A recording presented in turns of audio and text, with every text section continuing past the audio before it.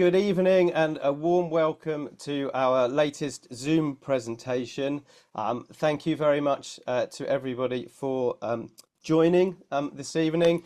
It's a pleasure to have you. I believe we have a few Regal divers as well as some Dive Worldwide clients, so a very warm welcome to you as well.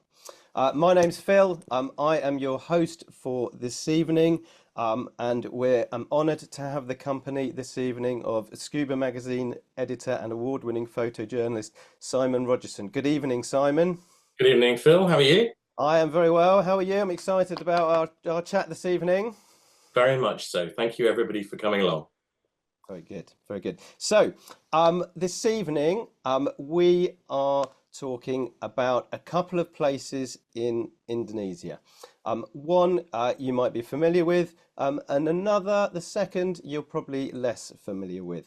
So we are going to be talking about Lembeh and then the diving in Halmahera. And the reason we're talking about these destinations is that Simon will be running a trip there next June. So as well as talking about the destinations, we will be telling you a little bit about Simon's trip as well.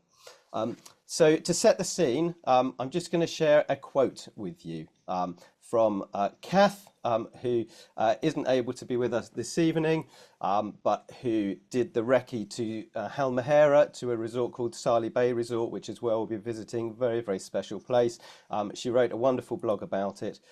So I'm just going to, if all goes well, just going to share my screen. Can you see my screen, Simon? Looks good, Phil. Very good. Okay. Right. So, Kath, after her trip last year, wrote a wonderful blog that you can find on our website called Spellbinding Salih Bay. And just to set the scene for this evening, I've taken a little quote from that blog. I dived Jebeje twice and gasped at the beautiful soft corals with shoals of yellow-lined snapper, sweet lips, and jackfish swirling around them. The sheer number of damselfish, antheas, and red-toothed triggerfish on Nunna's Reef South almost needed pushing out the way so we could enjoy the turtle, the bumphead parrotfish, and the blacktip reef sharks that swam behind them. What a show! So that's just an excerpt from Kath's blog, just to set the scene. As I say, we'll be talking about Lembeh tonight, which is full of wonders all of its own, but also giving you a little bit of insight into Salih Bay Resort, where it is, and why the region is a little bit special. So if I stop sharing my screen, that's probably enough from me. I'll hand over to you, Simon, for your presentation. Just finally to mention, if you think of any questions to ask, then there's a chat here and there's a Q&A that you'll probably find on your Zoom call if you're familiar with these. Feel free to ask a question as we go through, and we'll do our best to answer them at the end. So, okay, over to you, Simon. Thank you very much, Phil. I'm just going to share my main screen. Bear with me while I get clunky and middle-aged with the technology. And we are in. Well, first of all, thank you very much for everybody for tuning in electronically. It's lovely to see you all. I had a quick look at the participants, and I've seen some fine people there, which is heartening. And as British winter sets in, let me set the scene.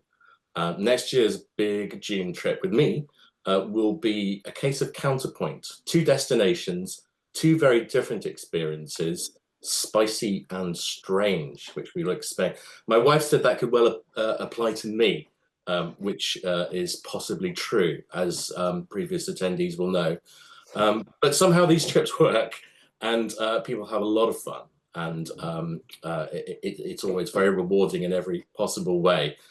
We've run, I think, 5 good ones so far, and looking forward to a 6th. So, as I say, we are looking at, and here's just a little bit of an excerpt on fun times from the past. A few people may recognize themselves in these pictures. This is the sort of stuff we get up to. These are not liveaboard trips. These are trips where we enjoy meeting local people, doing local things, and also enjoying lovely resorts and great diving as well. That's what we're all about. So the idea behind this trip, as I say, is to combine 2 centers to create a lot of value out of this trip, a lot of variety. This is a Google map clip. Pay no attention to Google's algorithm for guessing the price of flights. That's wildly inaccurate, but it does show you the first sort of leg of the journey, which is simply Heathrow to Singapore. A well-known journey, amazing that you can get across the world in that degree of comfort, and it's a very reliable route. And then secondly, we catch a flight about sort of 3.5 hours from Singapore to North Sulawesi, which you guys may know well. It's got sort of 2 or 3 hubs for diving there, 4 if you go further north to sort of the Ganga sort of area. But arguably the hotspot there is the Lembeh Strait, which is where we're focusing for the first segment of this journey. This is the place where you get all the weird things. It's even BBC blue chip documentary makers don't really bother going anywhere else. It's that rewarding. Whether you're a photographer or somebody who just wants to dive in a spooky environment and see lots of things, your every dive will come up with a minimum of sort of 6 or 7 absolute sort of A-grade supermodel critters like this harlequin crab, and nice backgrounds like this tube anemone as well. It's the photographer's not so secret. This place just delivers time and time again. You need really good guides because you need to get your eye in. You're diving over black volcanic sand. But if you look at this map of the strait, it's just on the eastern side of that northern peninsula of Sulawesi. Crazy shaped island, Sulawesi. 4 really, really big peninsulas and then mountains in the interior, which means you can't drive from one bit to the other. You have to get boats from one bit to the other. So it's almost like having 4 different peninsulas, 4 different islands rather. So as I say, we are in the strait on the northeastern side of Sulawesi, and this very intense area of sea. John Boyle, the filmmaker, once referred to it as the ocean's weirdest strange mile, because there's just such a density of odd animals. Not glamorous diving, but it yields loads and loads of action. There's never a dull moment. And this is the kind of scenario we're looking at our chosen center, our chosen resort into Lembeh, which is a tried and tested place. It's got all the comforts you need without the unnecessary formality that you tend to get in some of the rising resorts these days. I don't like overt formality, you know, trying to turn dinner into a silver salver affair. Divers just want to get the beers in, crack on with a nice kind of local type food, and know that they're eating well-prepared stuff. There's a swimming pool, which I actually find lovely with dive trips, because it gives people, especially a group, just gives you a chance to have a chill at the end of a day's diving. And a little sort of touch, some of these villas, huts, call them what you will, they have Japanese plunge pools, little, I don't know what the Japanese word for them is. Onsen. Onsen, thank you. Japanese for needs a clean, I suspect. It's they're very nice. There's a lovely touch by the owners of the resort, Steve and Miranda. They're Brits, which is great because they're kind of tuned into our needs and know what it's like to deal with cranky middle-aged British people, and maybe cranky young British people as well. And again, this is what Lembeh is all about. You'll just see things here you don't really see anywhere else. And you see behavior, like on the right-hand side, this mantis shrimp is kind of egg brooding, and you get these vivid sort of pink eggs. On the left is kind of a signature species of the place, the hairy frogfish. Everybody loves these guys. It's kind of arguably the kind of alpha frogfish to find. There's a psychedelic frogfish from Ambon, which is just as strange, but very hard to find. It's cryptic. It sort of hides under things. But Lembeh being very much everything out in the open place, it's not unusual for people to find these at a dive site called Hairball in particular. Hairball is thus named because there's a lot of hydroids and fluffy bits of seaweed and stuff. So a lot of the animals that live there have kind of taken to mimicking the environment. It's a fascinating place to sort of look at speciation and adaptation. And we'll look at that while we're there in some talks that I've got prepared. If you're into nudibranchs and little stuff, really little stuff, you'll never have a dull moment. The place is seething with slugs. As you see, all very colorful. just a very quick and brief slide just to give you an idea of the scope and variety of what we're seeing. You'll notice on quite a lot of the photographs this very dark volcanic sand background. That's very, very Lembeh. And it's a thing to embrace while you're there.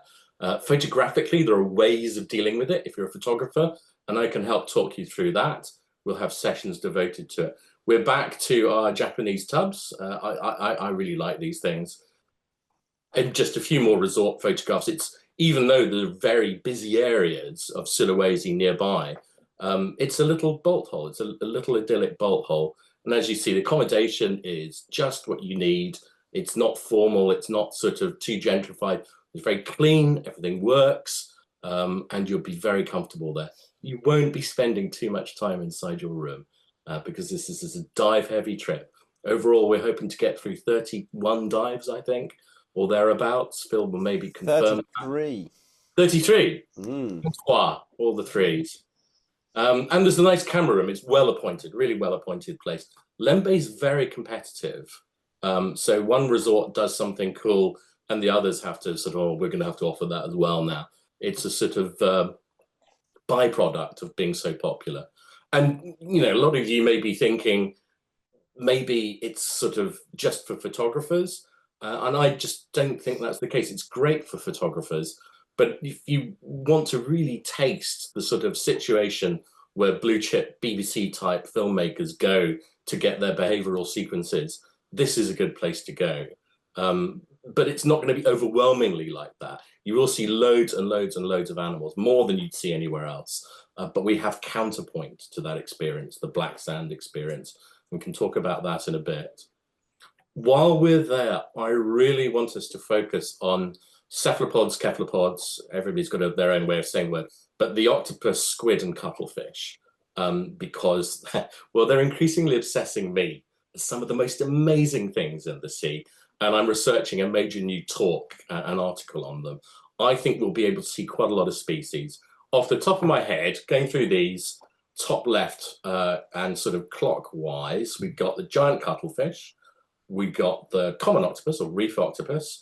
We have on the right-hand side vertical image an algae octopus, which mimics that sort of algal scene that you get in Lembeh. Along the bottom, we have bigfin reef squid. We have a coconut octopus, more of which in a minute.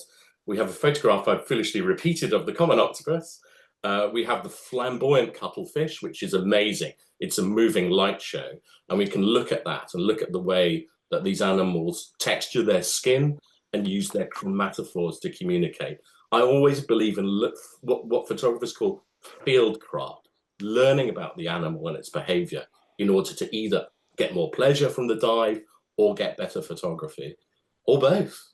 And then to add in an anecdote there, Simon, on my last trip to Lembeh, we were staying at Dive into Lembeh, funnily enough, and we were on it was dusk, we were on a dive to try and see mating mandarin fish. And while we were looking for the mandarin fish, an octopus walked on two legs in front of us, straight past us, and I've called it a walking octopus. I don't know if that's a thing or not, but it was another extraordinary member of this family. It's funny you should say that. There's going to be another walking thing, which I hope to mention, if I remember, when we get on to the part two of this destination. So more of that in a minute. So in the middle, we have the mimic octopus, which has got the most amazing behavioral range of some people say, I don't know if it's been conclusively agreed upon by the scientists, but some people say that it mimics different marine animals like crinoids or hydroids, fronds of kelp, or even flounder. It can create the most amazing shape with its arms. And in the middle center, we have the blue ring octopus, which is, again, very emblematic of the area. And of course, a small octopus about the size of a matchbox, small matchbox, but it has these warning signs. You don't often see the blue markings, the circles, but it comes about as a warning if you begin to interact with them. And I always think there's nothing in nature that's blue is edible. It tends to be a warning color, and blueberries don't count. Just while we're on that subject, a lot of people's absolute favorite subject there is the coconut octopus or veined octopus. And just like the mimic, it has a stunning array of behavior that it will go through. So it becomes an interactive experience. You can only spend a few precious minutes with it because, you know, the idea is to share subjects like this, beautiful animals, and also not to stress them. Our first responsibility is always to the animal.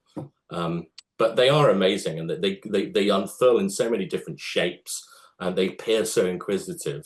And of course, their famous behavior is they use shells, discarded shells, coconuts, anything they can find to create a shelter. They love to pull two different parts together. And it's almost like you present them with something, or there's something, they come across an object on the seabed, and they can't resist but sort of see what it's like as a home. They're constantly upwardly mobile octopi. And I would wager that on our trip, we will get a few surprises, especially in the cephalopod category. And we certainly have an opportunity to find the starry night octopus, so-called because of the white nodules or stars that appear in their body. This one's small, about the size of a kind of a small fist, I suppose. But as you can see, achingly beautiful animal with that weird kind of raised section behind its body, that lobe. And we'll be talking about that and other things. My friend Saeed went there with Dive Worldwide earlier this year, and he saw something that I'd never even heard of called the hairy octopus, very small, and another example of small fluffy things that you get in that sort of hairball area and other parts of Lembeh. So lots of surprises. That's a close-up of the algae octopus. That's one of my personal favorite photographs of mine, modesty aside, because it shows the kind of detail and beauty of a very small animal there. This is a crinoid cuttlefish, lives in conjunction with these brittle star type things, the crinoids. And you don't see them very easily at first because they merge naturally with their camouflage and their textures against the crinoid. But using a good camera system, you can isolate them and sort of show them like this. You get an idea of how they kind of blend without having a light on them. But then once you use a camera, you can show the intricacy of their bodies. I kind of fell in love with this little guy. This is about the size of your large finger, just to give you context. And weirdly, and this is just Lembeh all over, there's a lot of commensalism, there's a lot of symbiosis behavior, loads more than anywhere else. And I did notice on the very same crinoid, this harlequin ghost pipefish, that really difficult subject. And I took this photograph just to show their acute abilities with camouflage, that they're absolutely amazing, the way they blend. But that means it's a question of looking for them. You look at the environment first, and then you see an eye blinking back at you. The guides are brilliant at finding these things. So there we are. We're leaving that area, which you can see to your left on the screen, the Manado Lembeh area. We're going to catch a flight from Manado over to this set of islands. So we're leaving the strange, that's the strange segment. We're going to the spicy segment, which are the islands and the Malukus to the right. And we're going to fly to the North Maluku, and we're going to head for Sali Bay Resort. As you can see, it's located in this channel between the islands and the Northern Spice Islands. I'm going to front this out with you. I've not been there. This is the exploratory part of the trip. I have been to the Southern Malukus on a liveaboard trip, and the diving was primo, absolutely superb. Very varied, blue water, lots of mid-water fish.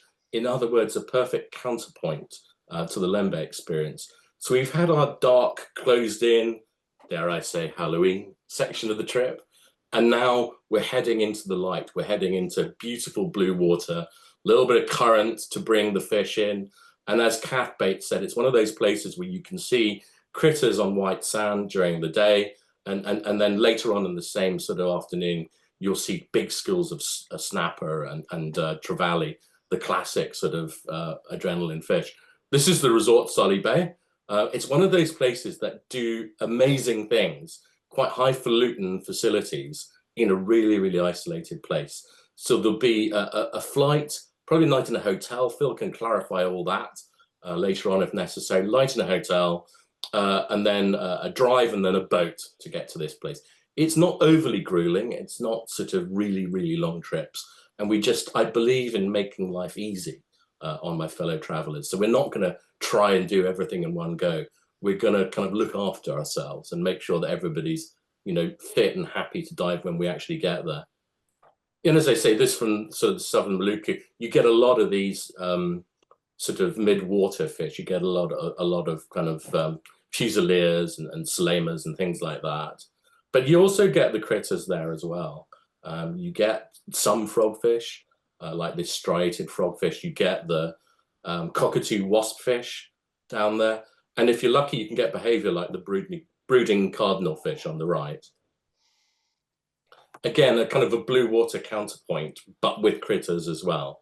So you do get sort of reefs with lovely gorgonians and hydroids and soft corals, that Southeast Asian melange, which we all love so much. So that will kind of open us up after our kind of spookier experience in Lembeh.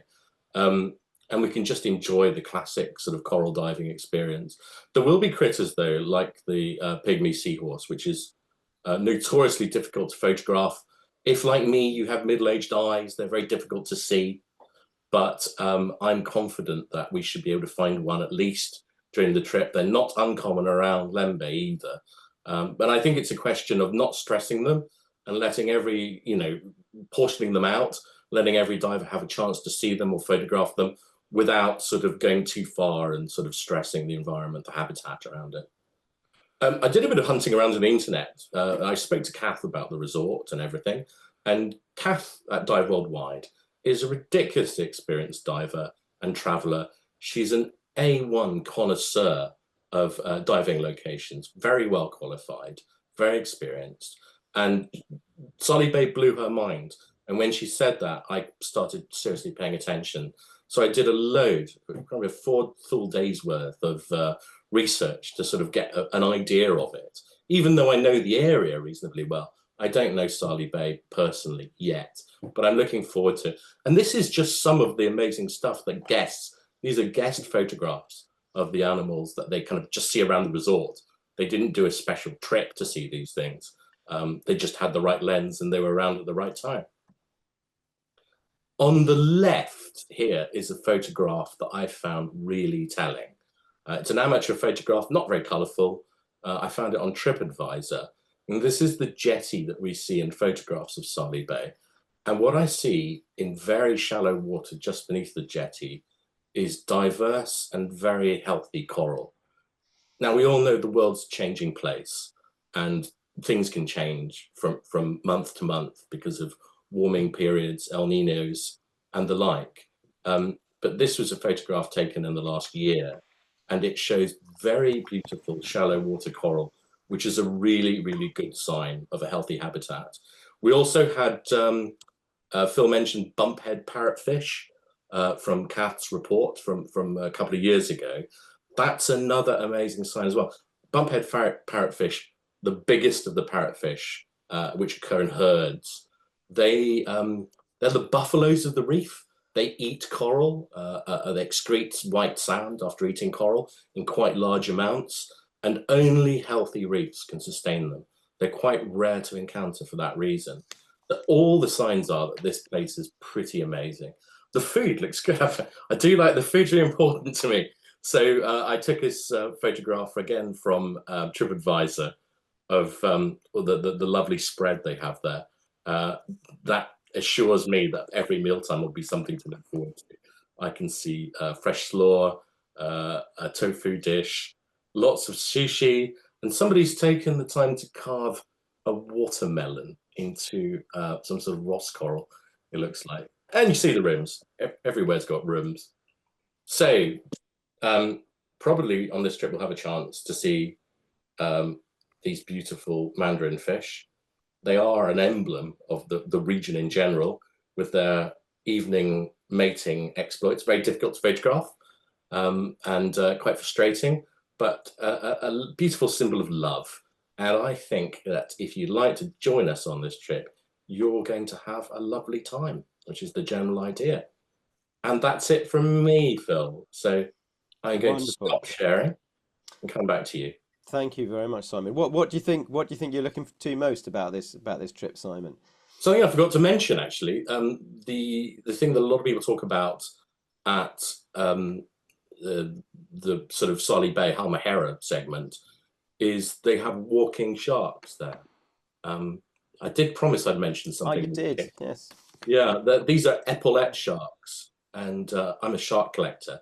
I think I got photographs of about 40 sharks, But is this excluding missing one. from your collection at the moment? Yeah, no, I'm sadly epaulette-less. Oh. So that's something I'd love to see. I briefly saw some in Rajrampat one time, but they were very skittish.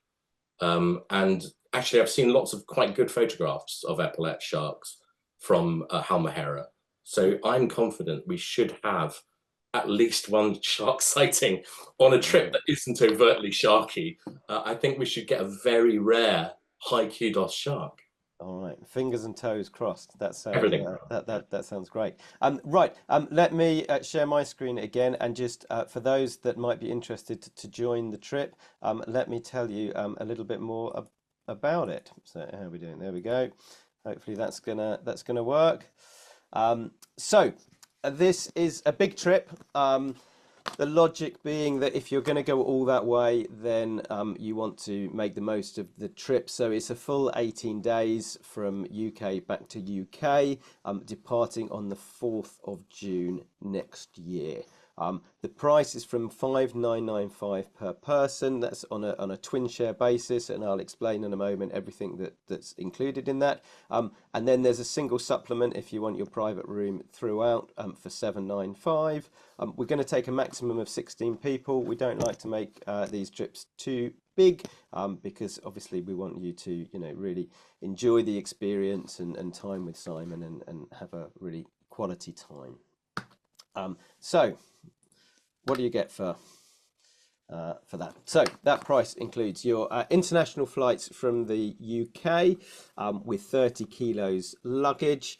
What I will mention here is that the only airline that flies direct from Singapore to Manado is Singapore Airlines or their subsidiary Scoot, and because that area is a popular area to visit, they are in high demand. So I would recommend to get in early for that route. There is an alternative route via Jakarta if that one gets more booked up, but the intention is to fly people direct from Singapore to Manado. You have 6 nights at Diving to Lembeh Resort. So that's immediately on arrival. Then you move to Salih Bay Resort. That's a domestic flight. You don't need an overnight in between the two. It's actually relatively straightforward to get between the two. You have the flight and then a boat transfer to the resort. 8 nights in Salih Bay Resort. You need a final night in Manado before your journey home.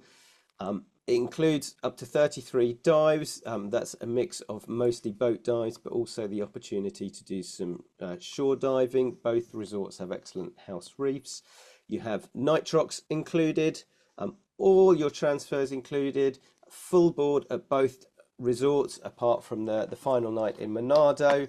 And of course the services of Simon, who will be accompanying you throughout the trip and imparting some of his knowledge and wisdom. For those that are keen photographers, then he will be sort of sharing some tips on photography, but you don't have to be a photographer to join the trip by any means. So the idea is really, apart from buying a beer or two in the evening, absolutely everything's included in the trip. If you want to know a bit more, we've mentioned a couple of times about Kath doing a visit there. If you head to the Dive Worldwide website, there is a blog called Spellbinding Salih Bay, which you can have a read of, that gives you some more details of some of the specific dive sites that might be an interesting read for you. So that's the details of the trip. We'd love to welcome you on board if you'd like to join us. If you have any questions, let's pop them on the chat now, and we'll do our best to answer them. We've got not a question, but a comment. Thank you, Gerard, who says, my dive buddy Nick and I both stayed at the same resort in Lembeh in 2018 and confirm it's a very nice location with some excellent dive guides too. Got some great pictures and videos of octopus and hairy frogfish using a simple digital camera and case. And we have a question from I think might be Julie, but if you're not Julie, I do apologise. What is the pattern of diving, i.e., food on the boat, and so on and so forth? So, in both locations, the dive sites are relatively close. So typically in Lembeh, you would go out for one dive, you'd come back to the resort. Most of the dive sites, what would you say, Simon, within 5 and 20 minutes of the resort to the most of the dive Yeah, sites in the Lembeh? absolute furthest one maybe 30, but the Yeah, core dives, it's really kind of well positioned. It's yeah. just on the slight northern fringe of the diving. So tops 30, but that would be unusual. Yeah, yeah. And the boats themselves are quite simple. So you're going there for the diving and coming back for the resort. So they don't have facilities on board.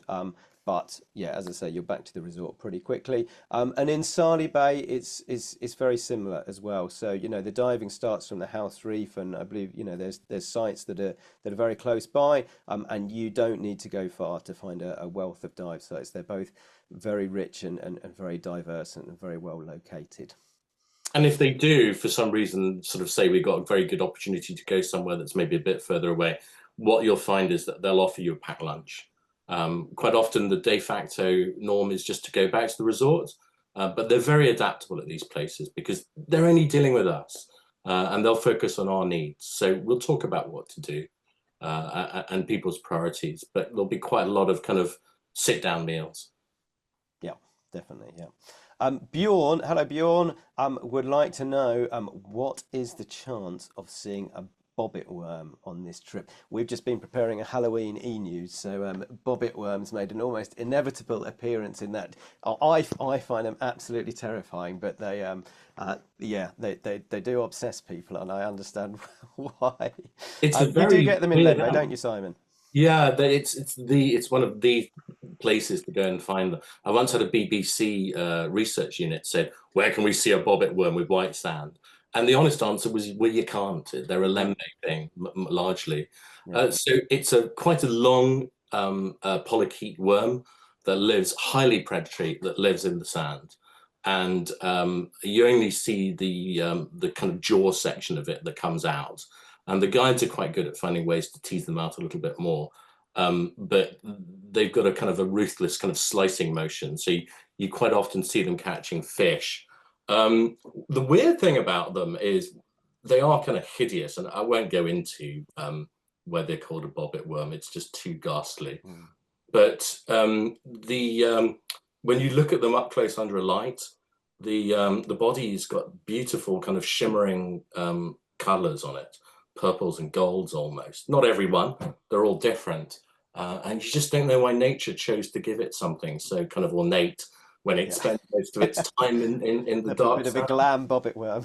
It's a very good excuse for why good buoyancy is really important in Lembeh. So I'd always, it's a place where you can go as a beginner diver, but I would always say make sure your buoyancy is properly tuned up. And as our friend Gerald pointed out earlier on, there's a real technique for diving there, which is to take a kind of a metal pointing stick and not using it for chasing things around, but to use it to steady yourself and fin pivot. Mm, Um, if you thrash against the bottom there, everybody will get a bit grumbly about you because it's not a low vis area, but it can be a bit murky, and people kind of plowing through the sand is bad on two levels. It reduces the visibility. And this sand is more so than any other sand in the world. It's a very, very busy habitat, and it's our duty to kind of look after it. So if you settle down too much, there's an awful lot of little scorpion fish, stingers, bobbit worms, things like that. You want to keep separation between yourself and the sand. And there's ways of doing that that you'll be briefed on when we go there, just to make sure everybody stays safe. I would recommend a full wetsuit. It'll be warm. So a 3 mil should be fine for most divers, unless you feel the cold. But otherwise, you do want to cover up just in case of little stinging organisms. On our last trip, there was free floating hydroids, which are kind of invisible in the water, and you just get absolutely stung ceaselessly, mm. and end up vinegaring yourself walking around smelling like fish and chips as a result. So most people kind of went on to the full wetsuits after a while. Yeah, yeah, I would agree. The fins are very, very important. We've got a couple more comments. Chris said he saw a bobbit worm when he visited dive into Lembeh a few years back. And Nicole says she's been there, I assume Lembeh, over 15 times and absolutely loves it. That is a lot, Nicole. And also, you know, mentions about the importance of frog legs, as she calls it, to not stir up the sand. Um, Totally true. we also have another question from Gerald. Is there a minimum number of dives required for either location? So, um, the black and white answer is no. You know, you can visit either resort, and they don't have a minimum dive level. But as Simon alluded to, particularly for Lembeh, um, I would say you want to have, you know, finely tuned buoyancy. So it's difficult to put a number of dives on that. You know, finger in the air, I'd say maybe 30 dives. But you know, it's really a destination that requires some attention to buoyancy to really get the most out of it. But no, there isn't a minimum in terms of what the resorts actually require. Yeah, in terms of challenging diving, it's not the sort of place where you need to be ridiculously experienced, but I would say this is very much a connoisseur's trip.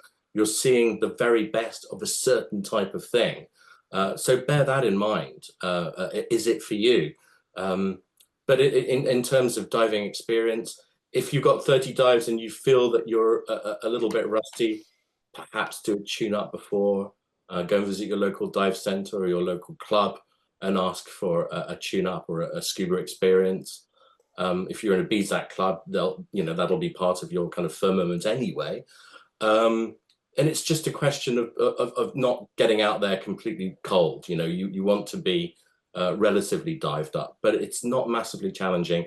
And the other thing is we're a supportive environment. You know, everyone will help you. The guides, me, fellow guests.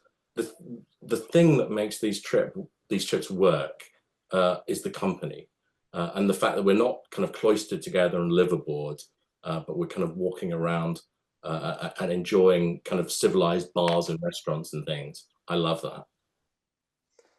Yeah, I would agree. There's a nice freedom. I love dive resorts. I really do. We've got another question. What's the ratio of guides to divers?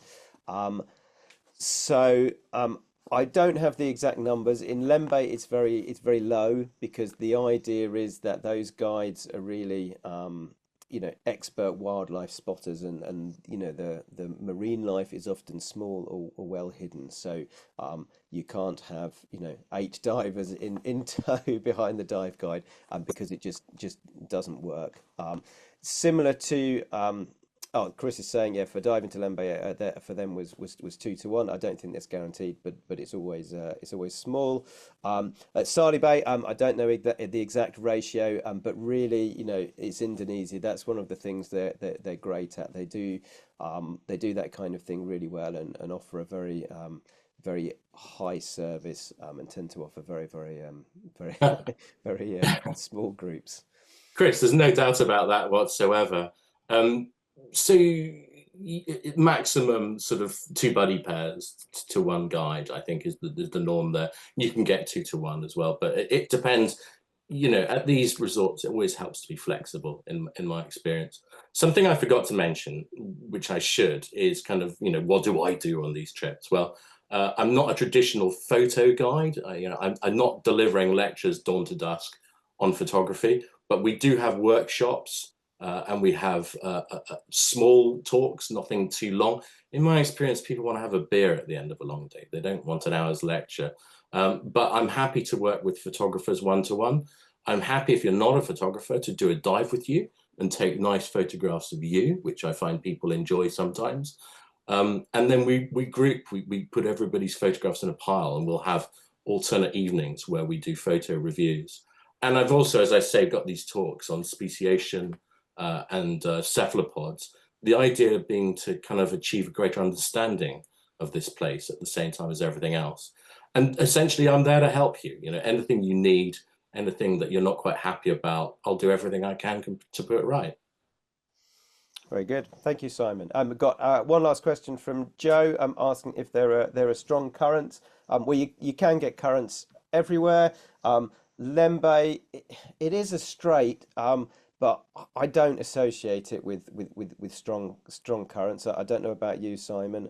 For Salih Bay, yes, as Simon mentioned in his talk, you can get a little bit more current, and this helps bring the fish out. But this isn't a Komodo or somewhere like that where the currents can absolutely fly. It's a very manageable current where you have it. Yeah, as somebody's written there, Lembeh current is very gentle if it's there at all.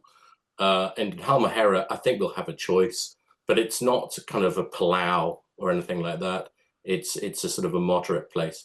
And I think it's a question of choosing sites based on what people want to see. And usually if you do want to see a cloud of fish, schooling fish, you have to go somewhere with a bit of water movement, but I certainly wouldn't push this as a current fueled trip. It's a sort of a mainstream dive trip with two very wildly contrasting environments, and actually a chance to see a lot of stuff, a lot of different stuff. So photographers will fill their memory cards. And I'm going to challenge you if you're a photographer. I'm not just going to sit back and say how amazing every photograph is. We're going to talk about critter photography and the rules of critter photography. And we're going to talk about how to push back against those rules to create highly individual images. So I'll be issuing little challenges which people can take up if they want to. We've got another question from Bjorn. What's the water temperature likely to be? So both places, Bjorn, are lovely and warm and tropical, probably around 27, maybe 28. But still for Lembeh, Simon's right. Just because it's easy for a stray leg to hit something that's going to sting you, or for the hydroids in the water, and we'd recommend a full-length wetsuit all the same.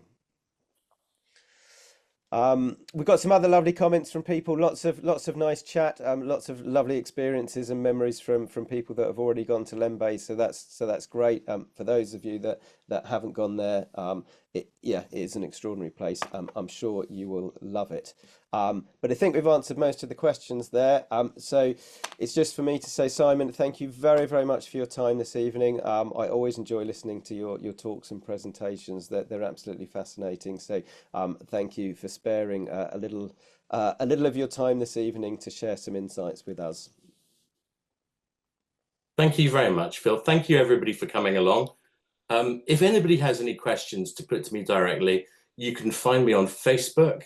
You're welcome to contact me via Dive Worldwide, and I'm just generally available. It's a blue chip trip. It's not cheap, but I think it is amazing value for the breadth of experience and the amount of traveling we're doing. If this was a liveaboard trip, it would be 10,000 plus.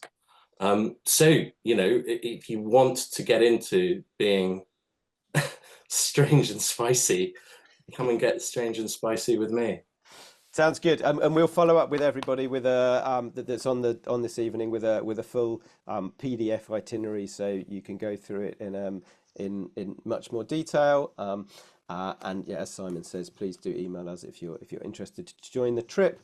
Maria's saying it sounds great and she needs to rearrange her calendar. So we look forward to having you on the trip, Maria. I can say that Maria is an amazing person to have on a trip. So Maria, if you can make it, so I think I'm still sharing my screen, so you'll be able to see. We've got more inspiration in our brochure if you want to check that out, and you're not on our mailing list already. Just to finally mention, we've got another Zoom event later in November with Jen Spiegler of the Manta Trust. They're our chosen charity for this year. So we'll be exploring some of the work of the Manta Trust, and also talking about some destinations where you can have fantastic encounters with manta rays. So if you'd like to join us for that talk as well, you'll be very welcome. Simon, thank you again for your time. It's been an absolute pleasure. I hope you all enjoyed this evening, and yeah, maybe we'll welcome some of you on the trip. Selamat malam. All right. Bye for now. Thank you, everyone.